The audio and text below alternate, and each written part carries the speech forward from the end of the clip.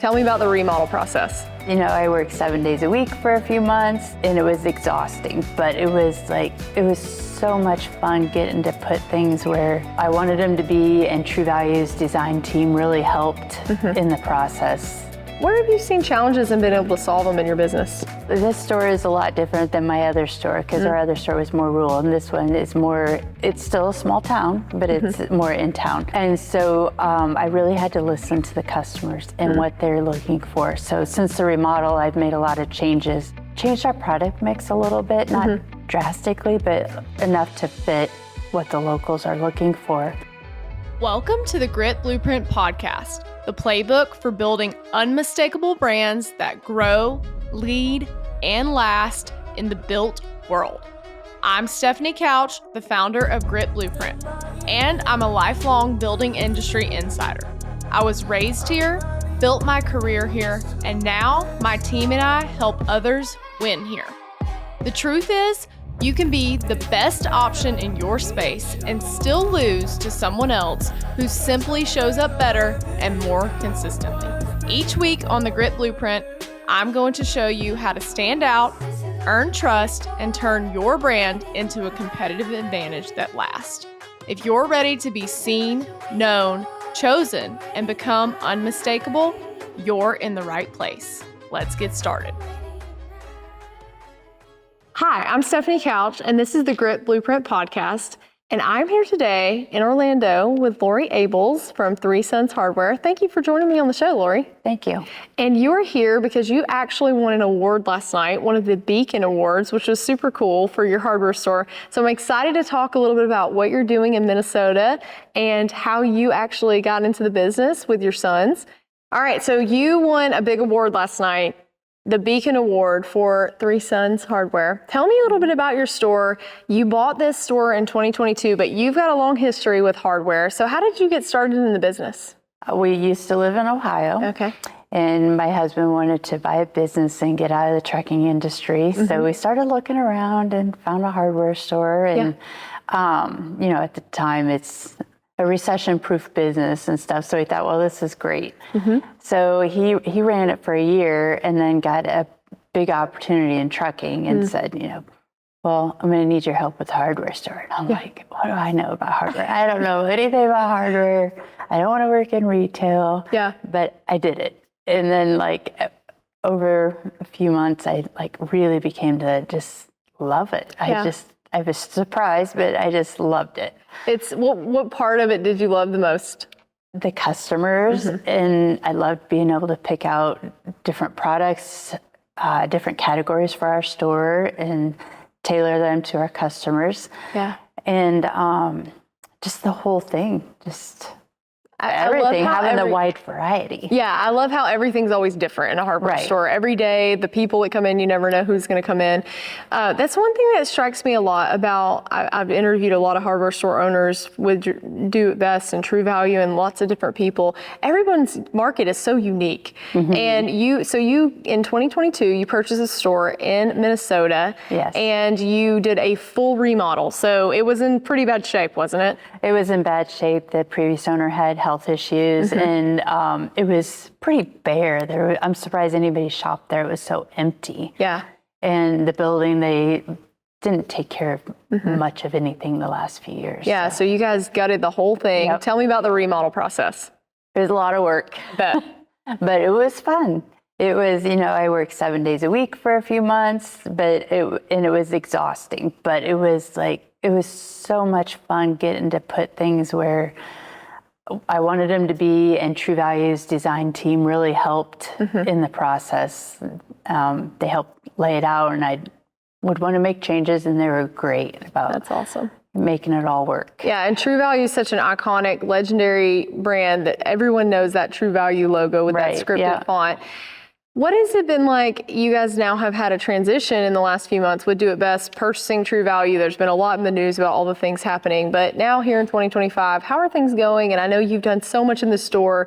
You added a fishing department that is awesome for your Minnesota fishers, and you have all of these cool things, but how's it been working with Do It Best and True Value? It's going good. They really, Do It Best has really done a lot of things in a short amount of time.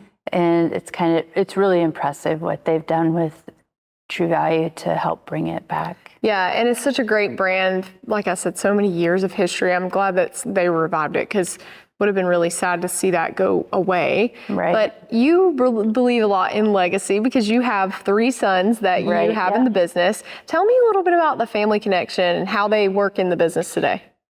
My oldest son works for me. Okay. And he went to work for somebody else for a while in the car industry and stuff. And then he used to work for me when he was little. Yeah.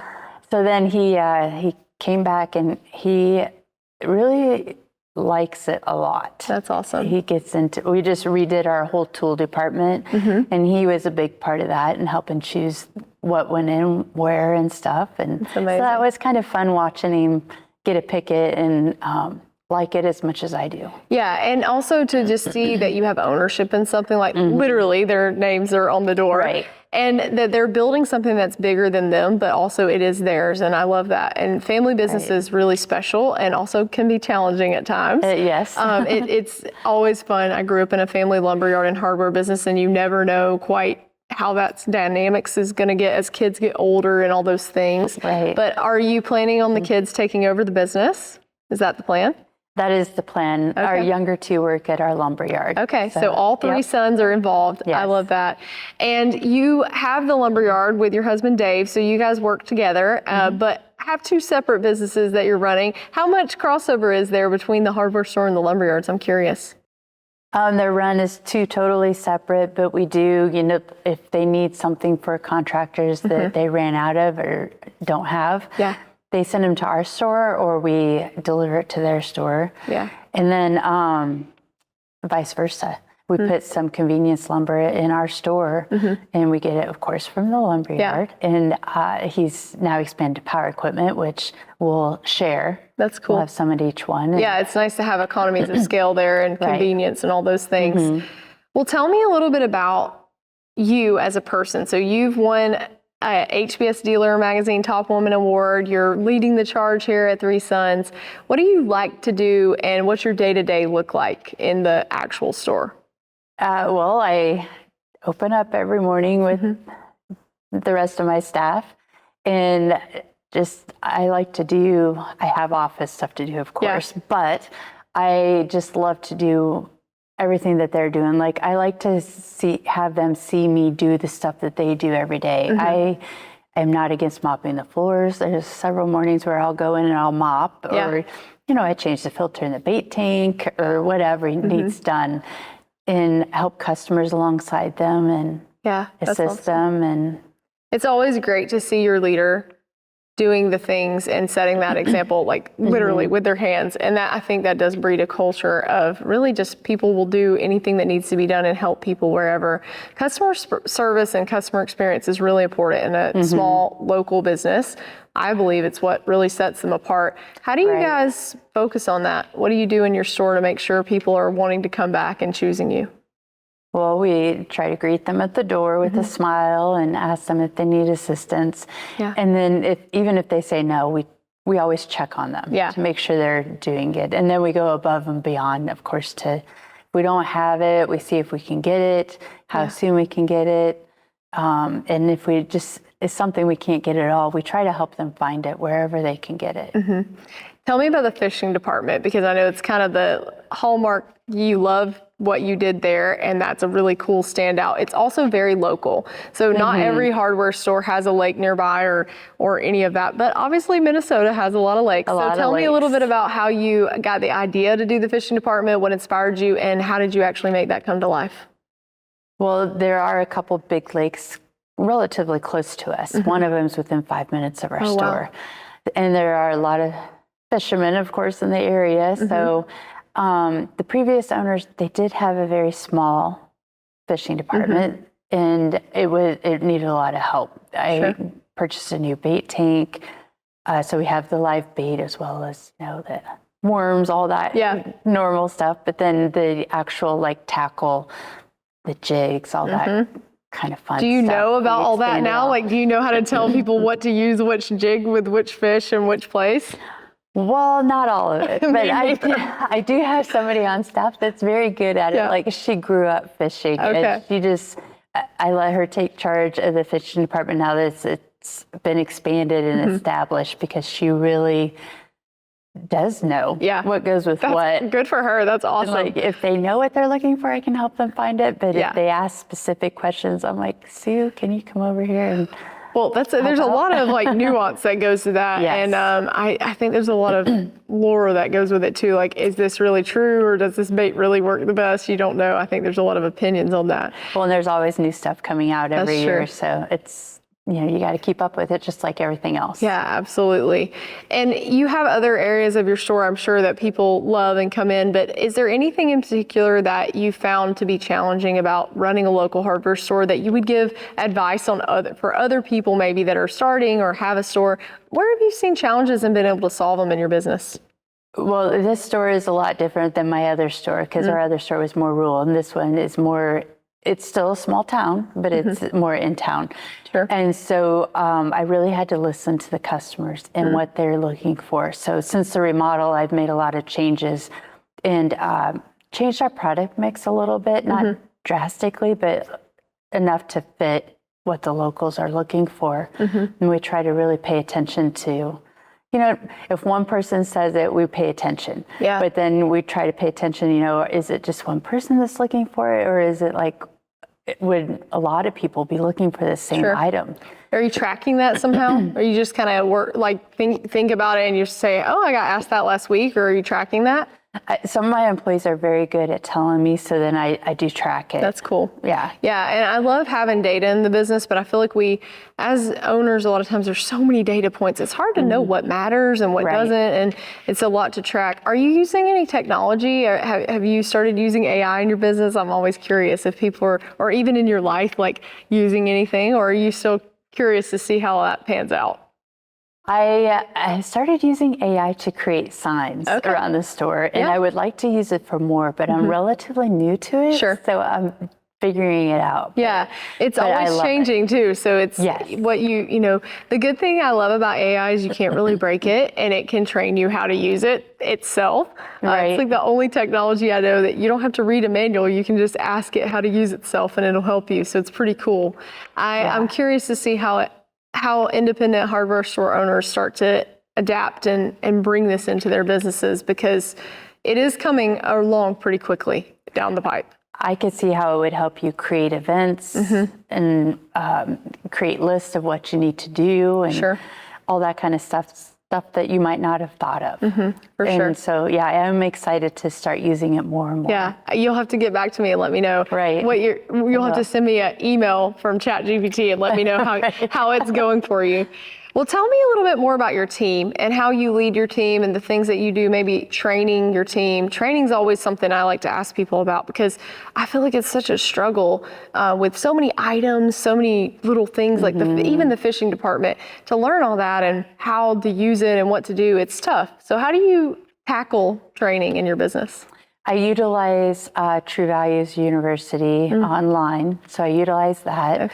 And we carry Steel, so we utilize their training as well. But a lot of it is done in store. With employees that have been there longer, so we get somebody new, then we teach them, whoever is the expert in that area. We have them train the rest of the people. Like my son is really good at the tools and nuts and bolts and electrical. So I have him walk them through, and they might not become an expert like he is, but he can tell them the basics, enough to answer most of people's questions. Yeah, and most people come in and they want pretty basic information. Sometimes people ask those 56 questions and you're like, I don't know. Let me go find someone. But I think it's cool to have the spirit of being okay for someone not to know something and having your team do that. Do you have a lot of younger people working in your store? Right now I have about 4 of my people are younger people, and it's great to have that mix. It's good. I have the retirees that are more knowledgeable, and then the younger people, they just bring that extra breath of fresh air to the store. A little energy. It's nice. And it's nice to see them grow. They're usually shy when they first come in because they don't know much, and then as they learn, they really, are so much better at customer service, at greeting customers, and it's nice. What excites you the most about the future of your business at Three Sons, and what's coming next? I love to just see people grow. And I like to see the relationships we're building with the customers. People come in and they know me by name, which is really nice to know. It's like, okay, I'm doing something right if people are recognizing us and they know our employees by name. Some of them will ask for them, and that is great. And that's a big deal. Yeah, and we're always looking to grow. So along with the lumber yard and adding another retail space over there, we'll have more available to our customers, basically. Yeah, you're doing great stuff in the industry, and I always love to see people who are hungry and also who are trying to build something legacy-wise for their family. And you and Dave obviously are doing that with the name of your company and also the work that you're doing every single day. So thank you for all you're doing in the industry, and I'm so excited that we got to chat. Congratulations on your Beacon Award. I know that was hard-earned. A lot of blood, sweat, and tears went into that, and to get to that point, you have to do a lot to get there. So congratulations on that. Thank you. And thank you so much for joining me. Yeah, thank you. Thank you for listening to the Grit Blueprint podcast. If this episode helped you think a little differently about how to show up, share it with someone in your building world who needs it. If you're ready to turn visibility into growth, then head to gritblueprint.com to learn more and book a call to talk to us about your growth strategy. Until next time, stay unmistakable.